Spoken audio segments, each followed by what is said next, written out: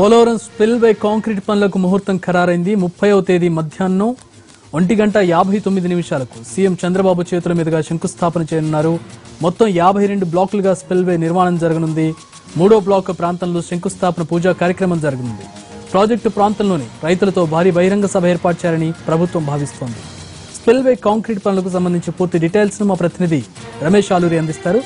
Ramesh, spillway concrete పనులకు ముహూర్తానికి సంబంధించి అప్డేట్స్ ఏంటి? రైతులతో భారీ బహిరంగ సభ ప్లాన్ చేస్తున్నట్లుగా తెలుస్తుంది. ఎట్లా చూడాలి దీన్ని?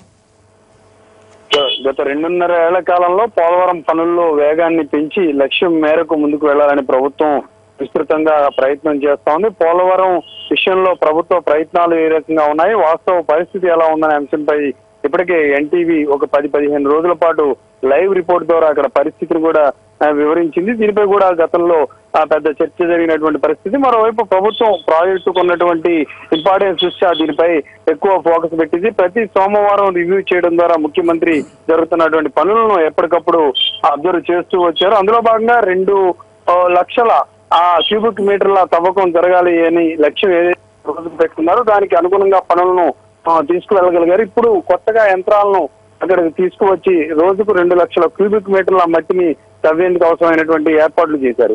ఇప్పుడు ఇదే సమయంలో స్పిల్వేకి అవసరమైనటువంటి కాంక్రీట్ పనులకు శంకుస్థాపన చేసేందుకు ప్రభుత్వం నిర్ణయించుకుంది. ఇప్పటికే డిజైన్లకు సంబంధించి కూడా ఆమోదం రావడంతో 30వ తేదీ మధ్యాహ్నం 1:59 రాష్ట్ర ప్రభుత్వం స్పిల్వే పనులకు శంకుస్థాపన చేయబోతుంది. ఉమాభారతి చేతుల మీదుగా ఈ కార్యక్రమం నిర్వహించాలని ముందుగా అనుకున్నప్పటికీ కూడా ఆమె షెడ్యూల్ ఖరారు కాని కారణంగా ముఖ్యమంత్రి చేతుల మీదుగా ఈ ప్రోగ్రాం నిర్వహిస్తున్నారు. ఇది ఒక కీలకమైన ఘట్టం. పోలవరం నిర్మాణంలో ఇది ఒక కీలకమైన ఘట్టంగా ప్రభుత్వం దీన్ని అభివర్ణిస్తూ వస్తా ఉంది. దానిలో భాగంగా ఈ కార్యక్రమాన్ని అత్యంత ఘనంగా నిర్వహించాలనేది కూడా ఆ ప్రభుత్వ భావన. మొత్తం సమస్త కేబినెట్ ఆ రోజు అక్కడ ఉండడంతో పాటు పార్టీ నేతలు కూడా హాజరవ్వాలని ఇప్పటికే ఆదేశాలు వెళ్ళాయి. మరోవైపు రైతులను భాగస్వామ్యం చేయడం ద్వారా పోలవరం విషయంలో రాష్ట్ర ప్రభుత్వం ఎంత చిత్తశుద్ధితో ఉందని నిరూపించుకునే ప్రయత్నాన్ని ఏపీ ప్రభుత్వం ఉంది. అదే కారణంతో ఆ రోజు భారీ బహిరంగ సభను ఆ ప్రాజెక్టు ప్రాంతంలోనే ఏర్పాటు చేసింది. Chakri, thanks for the updates Ramesh.